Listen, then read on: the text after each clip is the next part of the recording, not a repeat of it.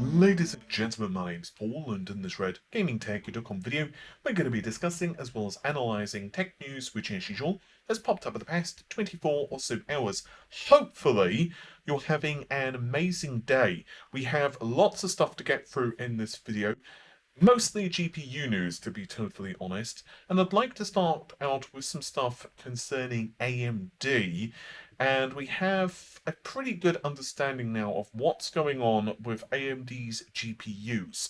Rogame and Komachi have made numerous discoveries of late for various IDs of AMD's upcoming GPUs, and while that doesn't sound particularly exciting on the surface, it's extremely difficult to procure this information. AMD are getting very good at hiding it and will often obfuscate it with older IDs or various other techniques, and it is very fruitful if you can find it out because it gives you an insight into what the company are planning. So, we now have Navi 21, 22, and 23, which have all been confirmed, and they're all utilizing RDNA 2 architecture. And as we all know, there's a variety of additional features that the second generation of RDNA bring to the table. I won't go over all of them, but things such as hardware-based ray tracing are of course confirmed, as well as variable rate shading, yada yada yada. Navi 21 appears to be the big GPU, and it has the graphics architecture of GFX 1030. And this GPU is sometimes referred to as Big Navi, although the internal code name appears to be Sienna Cichlid. I've gone over that rather recently in a specific video. I'll try to remember to link it in the video description. Allegedly, it has up to 80 compute units, and despite the most likely fake set of slides that were floating around the internet a few days ago, I do believe that the 80 compute unit number is correct, and I further believe that 2 GHz plus is very likely for the clock frequency of this GPU. I believe it's GDDR6 memory, but obviously that's not confirmed. But either way, this is the GPU which will basically be the flagship products, most likely RX 6900, XTs, that type of thing. To our understanding, and obviously it could be a different version of Navi, but let's just assume it is this one. It probably is. It's the one we saw have a leaked benchmark, which actually quite easily defeated the RTX 2080 Ti. It was around 30% faster than a stock RTX 2080 Ti. And you have to bear in mind that that was quite early this year. I believe it was January or February. And A, that would be very early silicon. B, that would be very early software. So I think it's quite likely we should see a 40 to 50% leap over the 2080 Ti with AMD's next generation cards quite happily. And this makes sense given what we're also hearing from Nvidia.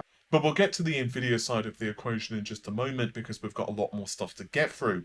Then we have Navi 22.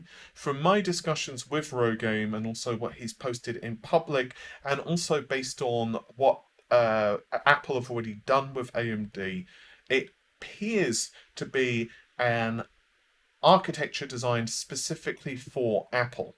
So the Macs, basically. Whether or not it's going to be similar in number of compute units or whether it's entirely different, maybe there perhaps are some architectural changes under the hood, we don't honestly know.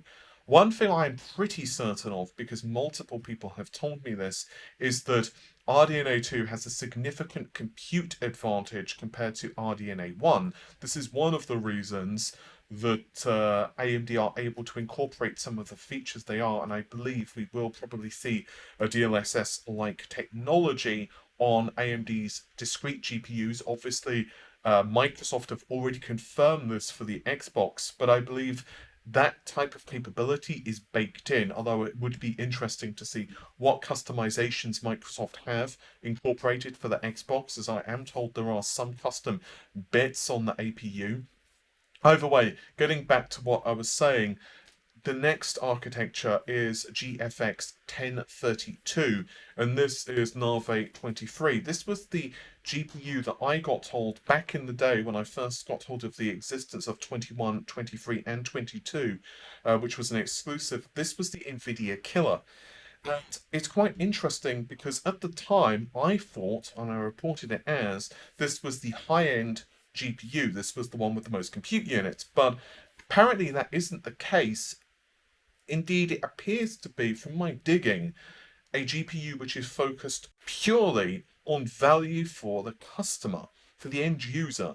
And when you think about it, it makes sense because let's assume that this GPU is roughly half the size of, let's say, Navi 21. You could see a GPU that's roughly 40-ish compute units. This is not a leak, by the way, this is just a guess, but let's say it does have around 40 compute units plus, and it puts out a decent amount of performance, assuming AMD are very aggressive in terms of how they actually market the GPU and also in terms of how they price the GPU.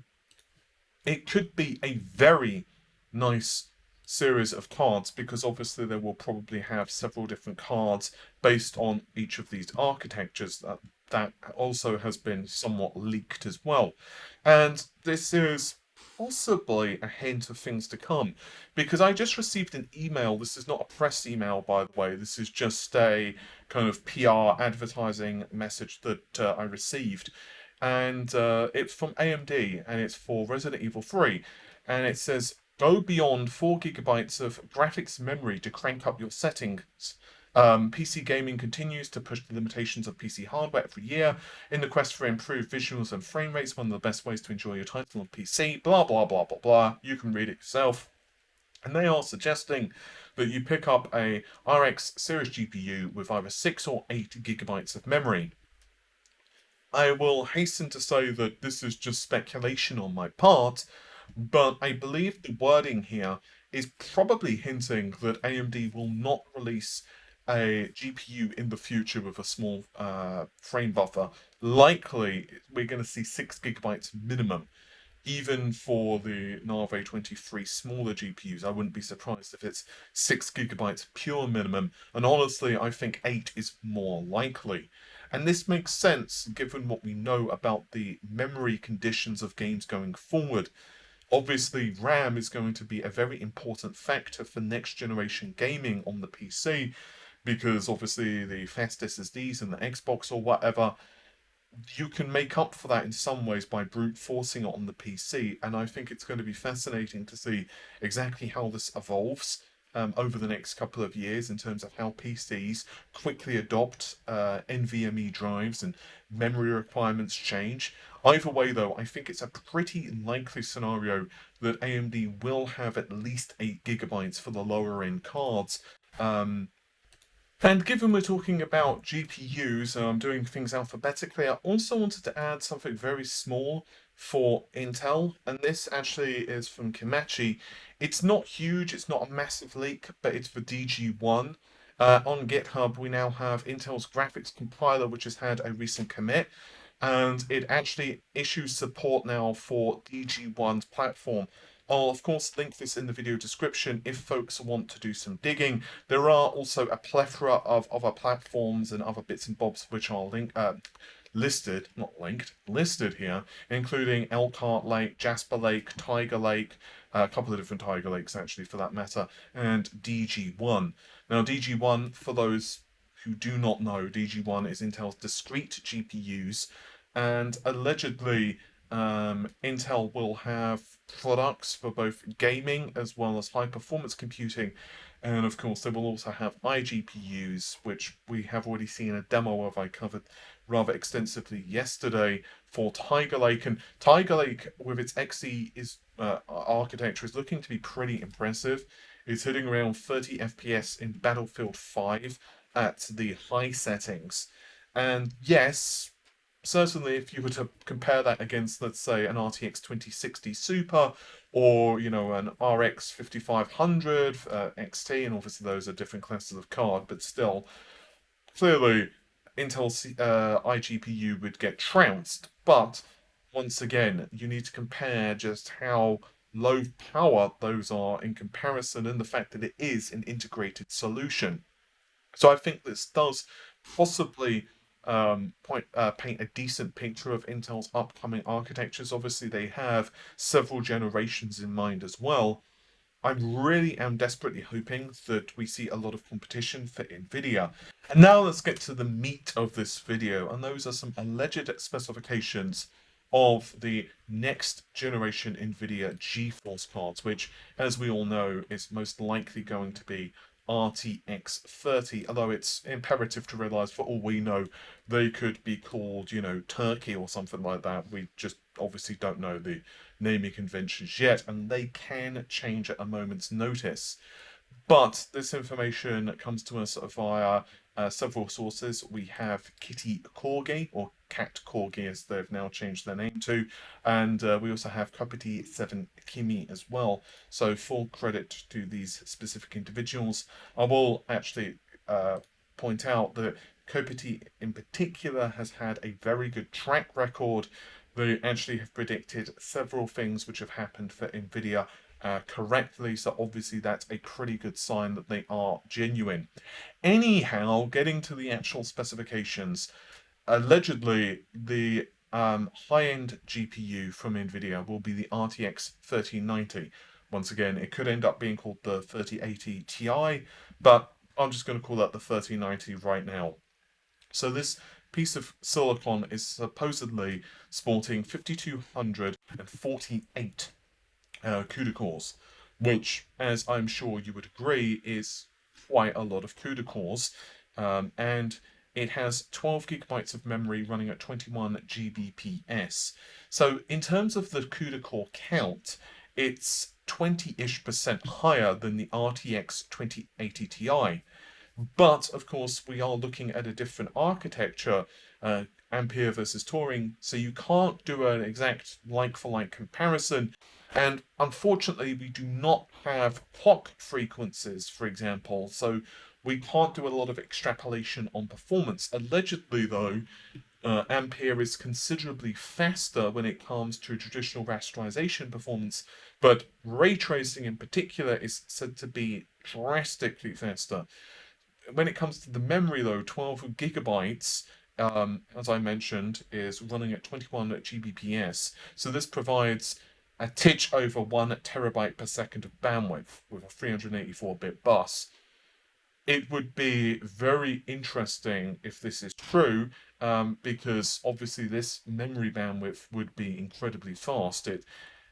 Some people are referring to it as GDDR6X, and that's what I believe it was Kitty Corky actually called it, but there's no official information yet about this DRAM, and it's not been used in anything. And typically, memory is at least leaked beforehand, so it'll be fascinating if that's true. Let's just put it that way. It'll be absolutely fascinating if it's true. Going down a tier, we're slumming it now because we're in the RTX 3080, which is 4,352 CUDA cores, 10 gigabytes of memory at 19 Gbps, which is still a ridiculous amount of bandwidth, just so that we're clear. Allegedly, this will still be using the GA102 silicon, albeit will be cut down. As I said, it features 4,352 CUDA cores. So that's actually an identical number to the RTX 2080 Ti. The difference here, though, is that it obviously has a different memory configuration compared to the RTX 2080 Ti. So this card could again be pretty damn monstrous. I suspect the RTX 3080 will handily defeat the RTX 2080 Ti in traditional rasterization performance, not only because it has more memory bandwidth, but perhaps most important of all, it has a much more refined and advanced architecture. Indeed, if we compare the 2080 Ti, it has 616 gigabytes per second of bandwidth, and that's compared to 760 gigabytes per bandwidth for the 3080. and the 2080 only has 448 gigabytes per second of bandwidth, which is still not exactly a trivial amount. It's the same as the PlayStation 5, but if you compare that once again to the 3080, which has 760 gigabytes per second of bandwidth, and you can start to see just how insane these next generation cards will be. And then finally, the other card that we have some updated information for is the second generation RTX Titan. Obviously, the first generation was designed around Turing, whereas obviously this architecture is designed around Ampere. And the memory configuration on the surface looks kind of similar in that both cards have 24 gigabytes of RAM, both on a 384-bit bus. The difference is, though, the clock frequency here of the RAM. Here, the Titan is running at 17 Gbps. Now, I will be really honest. I think the next generation is going to be extremely interesting, as I think Nvidia were forced to crank up the clock frequencies and specs last minute to compete against AMD. From everything I'm hearing, Nvidia kind of, well, blindsided by how well the next generation RDNA is actually coming together. And from what I've heard, some of this was frustration from Lisa Su because she felt that AMD just were not competitive enough in the GPU market. And basically, I've kind of done a video on this before. I don't remember which one it was, but I definitely have discussed this maybe once or twice previously. But to my understanding, it was definitely a lot of frustration from Lisa Su. As we are probably aware by this point, Raja Koduri left AMD, and he did so multiple reasons, but one of them were the frustrations that he felt that he was being hamstrung, or the Radeon Technology Group was being hamstrung. And I think Lisa definitely felt the frustrations herself, but obviously she wasn't just looking at AMD as the GPU company, but she was also thinking of the CPU. And I think she just kind of made this decision, putting a lot of the engineers and a lot of the money the company had, and obviously they were bleeding money at the time, and they put a lot of this into the Zen architecture because she knew that Zen would be critical for so many different markets. Obviously, the server market was the primary concern initially, as well as desktop, but it also bore other projects such as obviously custom wins with the next generation consoles, laptops, of course, but even Threadripper, which was not originally an intended product, but AMD, and they've spoken about this publicly a couple of times, AMD decided to basically repurpose the EPIC CPU design for this particular those particular CPUs. So I think Nvidia, I wouldn't say they became arrogant necessarily, but I think that they just were not expecting AMD to make these leaps so quickly. And they did. From from GCN to RDNA 1, it was around a 50% improvement per watt. But honestly, Nvidia's architecture with Turing was really good. Considering they were on a 12nm node, you could argue that RDNA 1 was still not exactly that impressive in terms of energy efficiency, but there are some reasons behind that. AMD were forced to crank the clock frequencies up of the GPUs, which obviously takes you out of the sweet spot in terms of energy efficiency. But then, the second generation, they've not only drastically increased the number of compute units and specs of the card, but further to that, they've increased the energy efficiency again. And by the way, a lot of this stuff confirms some of the information that I've already put out over the last several months before AMD officially confirmed this stuff. I had mentioned that AMD had put a lot of engineers that worked on Zen in terms of energy efficiency and hand tuning the parts essentially. And yes, I am vastly simplifying that for energy efficiency.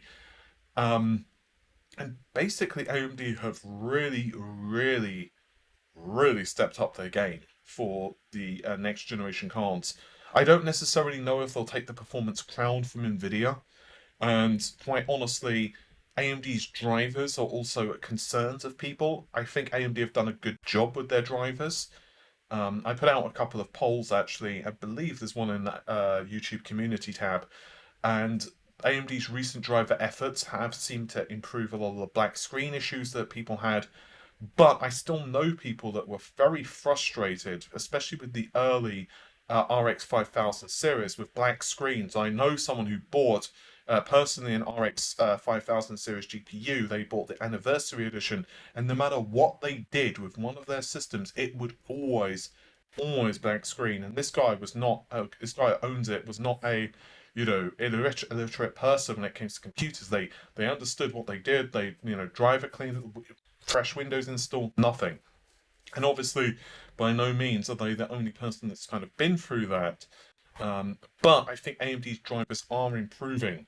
So I think it's going to be fascinating to see how we end up in the next 12 months in terms of sales figures.